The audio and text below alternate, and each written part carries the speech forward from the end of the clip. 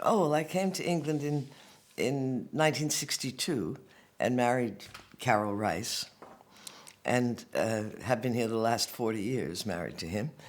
And I think I said when I came, I think I was 36 or 7, and I said to my agent, actresses get foolish sometimes, I said, well, listen, I'm too old to be an ingenue anymore, and I'm not old enough to be anybody's mother, and I've got 3 stepsons and this whole new life, so really, I think I'm not going to push about working.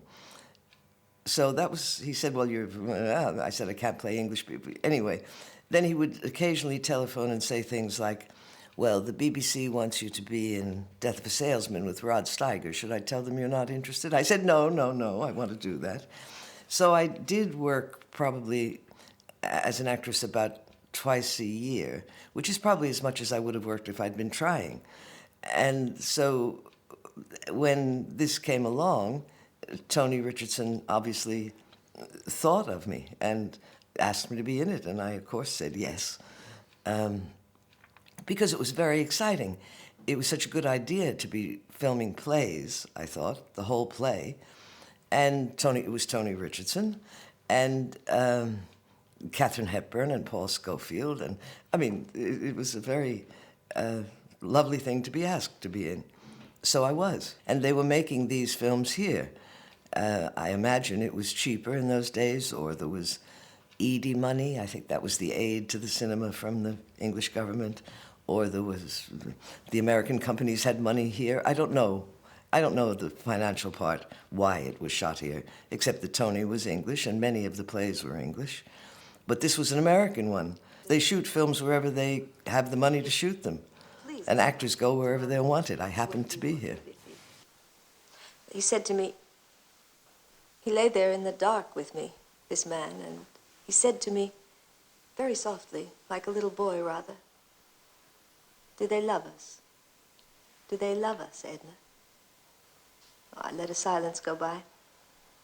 Well, as much as we love them, I should think. The hair on his chest is very gray and soft.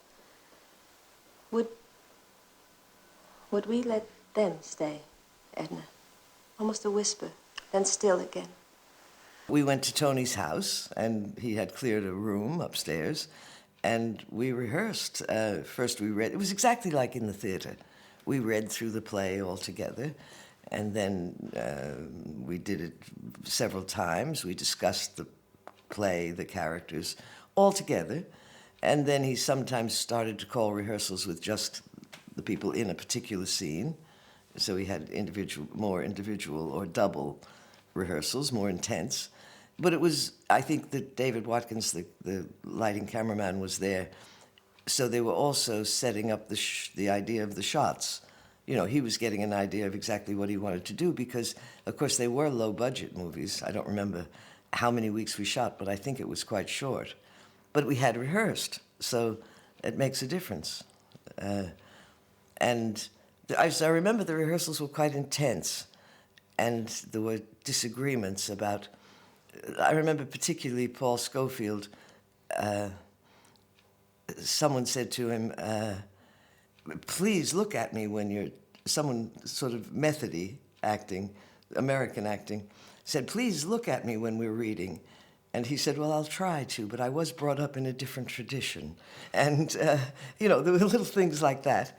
And, of course, Katharine Hepburn was, I guess she was always like that.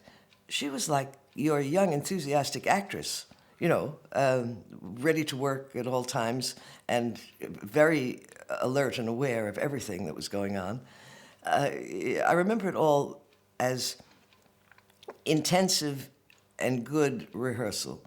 And then the shooting, of course, is always different because it then becomes a film, and you wait around, and you know, we were actually performing almost like a play before the shooting, you know, doing the whole thing in a row. Tony Richardson was a very extravagant man, character, personality that many, many people, including my husband and Albert Finney and almost any actor who ever worked with him who can imitate people, who imitates, because he had the most extraordinary vocal pattern and the most extraordinary kind of verbal imagination. And he didn't ever want to be bored for a second himself. So rehearsal, shooting, whatever it was, because he was so impatient and against boredom, he did keep everything lively. Sometimes I think it probably drove the technicians mad, his abrupt impatience, like that's finished when it wasn't even ready to start. But for actors, he was wonderful because it was fun, no matter how grim what you had to do. And there are many, many famous stories about him saying to David Warner, who said he couldn't ride a horse, well, just get on the horse and do something marvelous. And, you know, I mean, and with all that, his ambitions and his accomplishments were serious. That is a house full of people. Oh, yes. What about that? I come home, my room is full of Harry and Edna. I've no place to put my things. They'll go to Tobias's room. He'll sleep with me. That'll be different. I admire Edward Albee enormously. He was there a bit. We all met him. But I think of him particularly then, I think maybe even still, as very, very shy. Or I think he's very strong and definite about what he wants and gets. But he is discreet. And so I remember this sort of tall young person that was the author. And I don't remember any. I mean, he was surely in closer contact with people like with Tony, certainly, and probably with Hepburn. She is a presence, a real presence. I, as a young actress, adored and admired her, and particularly when I lived in Hollywood and didn't want a fancy car because I was very left-wing and I didn't want the trappings of wealth, although I was living a very luxurious life. I could always point to her. She didn't have a Lincoln Continental. She just had a little car that she drove around in, and that's all. She always had particular things that appealed to anybody rebellious or a woman. And when she was in this film, there was a moment when I sat down on the staircase on the set, sort of half leaning like you would sit on a staircase. I wasn't crouched. I wasn't sitting all the way down. I was leaning back. And as she went past, she said, "Oh, I never could sit down in my costume." And you see, I felt like a little girl. That, I shouldn't, you know, because of the respect or admiration that she inspired. On the other hand, when she told me that she got up at 4 o'clock in the morning, you could telephone her about anything. You know, she was not starry in that sense, but only until 8 o'clock at night. Then she went to bed. And at 4 in the morning, she got up and did some exercises, had a cold bath. She'd do her hair, and then she'd have a giant breakfast, bacon and eggs, toast, cereal, anything, fruit, everything, and coffee. And then she'd have another shower, I think, the second one. First more exercises, then the shower. Then she'd do her own makeup at home, and then she'd come to the studio. And the car would pick her up, having looked at her script and having studied the day's scenes. And at lunchtime, she would only have tiger's milk. There was a powder then that you drank. And then she would sleep for an hour during lunch. And I was describing all this to my husband when I came home, and I said, "You see, I don't think I could ever have been a movie star. I mean, getting up at 4 in the morning and doing all those exercises and baths and showers." And he said, "And he probably never would have had a husband either," he said. So, I mean, but she was a great lady. We could have had another son. We could have tried. But no, those months, or was it a year? No more of this. I think it was a year when you spilled yourself on my belly, sir. Please, please, Tobias. But no, you wouldn't even say it out. I don't want another child, another loss. Please, please, Tobias. and guiding you, trying to hold you in. Agnes, please. Don't leave me then like that. Not again, Tobias, please. I can take care of it. We won't have another child, but please, don't leave me like that. Joseph Cotton and I are the other couple, the friends who arrive into what seems to be a richer than normal, wonderful, intellectual, lively place. Tobias, it's Harry and Edna. And we arrive suddenly, seeming to be the same kind of people, they're close old friends, suddenly lost in ourselves and our lives and not knowing what to do. And it introduces a note of reality, I guess, and almost horror, fear. Nothing happened, but... Nothing at all happened, but... We got frightened. We got scared. We were frightened. There was nothing, but we were very scared. We were terrified. We were scared. It was like being lost, very young again, with the dark and lost. There was no thing to be frightened of, but... We were frightened and there was nothing. We couldn't stay there. So we came here. You're our very best friends. In the whole world. No, Edna. We couldn't go anywhere else, so we came here. I never knew him in Hollywood. I mean, I'd met him, but I didn't know him. And he was coming to London to do a professional job. He had an apartment in London always.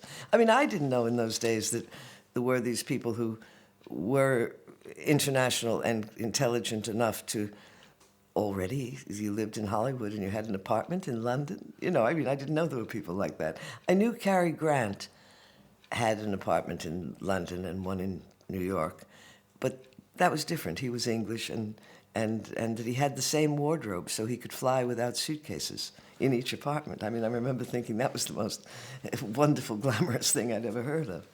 But Joseph Cotton was absolutely lovely, civilized, very good actor, seen it all, perfectly happy wherever we were shooting or, you know, no trouble. It's sad to come to the end of it, isn't it? Nearly the end. So much more of it gone by than left, and still not have learned the boundaries, what we may not do, not ask for fear of looking in a mirror. We shouldn't have come. Edna. No, for our own sake, our own lack. It's sad to know you've gone through it all, or most of it, without... that the one body you've wrapped your arms around, the only skin you've ever known is your own, and that it's dry and not warm. We had Kim Stanley, and Kim Stanley is a great actress, one of the great American actresses. And I remember when I heard that she was going to be replaced, I said to Tony, but Tony, you can't do it. Because I knew Tony because of Tony and Carol, my husband, being friends. So we used to play bridge with Vanessa and Tony, and I knew him socially. And I said, you can't do it. I mean, we'll all be better. Each person who's in a scene with her will be better if she's in it. And he said he had to, because there wouldn't be a movie if there wasn't Katharine Hepburn in it. So he had to. Now, I, for many years, had a feeling that I didn't talk about, except, you know, to Carol or something, of how could she have done that? How could, if she insisted that Kim Stanley be replaced, and it had to do with drinking. But I thought it was terrible, and it was a disillusionment for me. But I've since heard, about a year ago, I heard from a doctor that was a friend of Tony's, who's long retired and who was one of those theatrical doctors who loved all the actors and was always at the theater. And he said, yes, there was a reason that he was delegated to clear out the room. Well, you know, I've never lived with an alcoholic, nor been one, and I don't know how difficult it is. We've all read and we know it's difficult. But that, you know, I was saying to Tony, but she's not drinking now, and she's a great actress. Well, it seems maybe she was drinking. I mean, so she got replaced. I mean, I do put Kim, Uta Hagen, Maureen Stapleton on a different level from the rest of us. You know, no matter how good Kate Reid or, you know, sometimes I'm all right, or whoever, you know, all the rest of us, I think those three of our generation are the geniuses, and they just are. So, but there was nothing against Kate Reid, and she was very, very good. Pretend you're very sick, Tobias, like you were with that stomach business. But pretend your insides feel all green and stink and mixed up, and your eyes hurt, and you're half deaf, and your brain keeps turning off, and you have peripheral neuritis, and you can hardly walk, and you hate.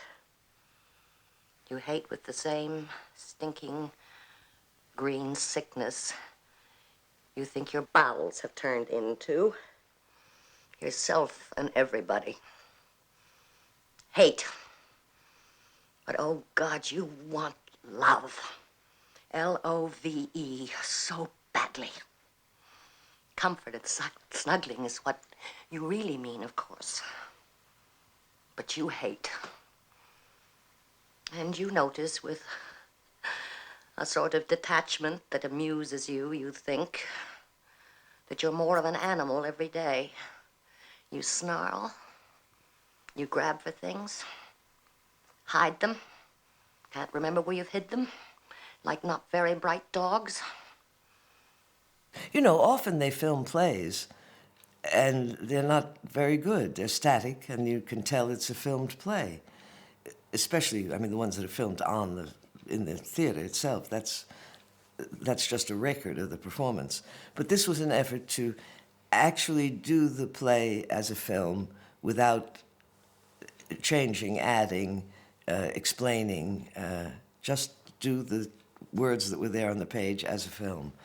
And I think it was and they thought that this was a very good thing for universities and for any student of the theater, to have the actual play, but performed, that could be studied and seen, besides enjoyed, we hoped. Dare you come into this room like that? How dare you embarrass me and your father? How dare you frighten me? Are you going? Julia, please. Are you? Going? No, we are not going. No. You see, Coming down here with a gun like that. You returned to your nest from your latest disaster, dispossessed, and suddenly dispossessing. You screamed the house down, claw it on. Stop her! Willful, wicked, wretched girl. you have no rights. We have rights here. We belong. Mother. We belong here, do we not? Forever? Have you come to stay forever? Oh, if need be. Sorry, a godmother's duty.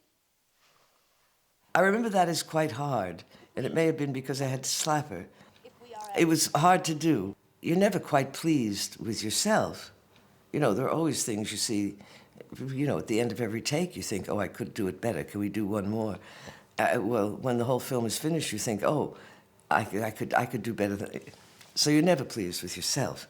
I think I thought the film was very good, and I was, yes, of course, proud to be in it. And then particularly pleased because Edward Albee said he liked it. So that really pleased me.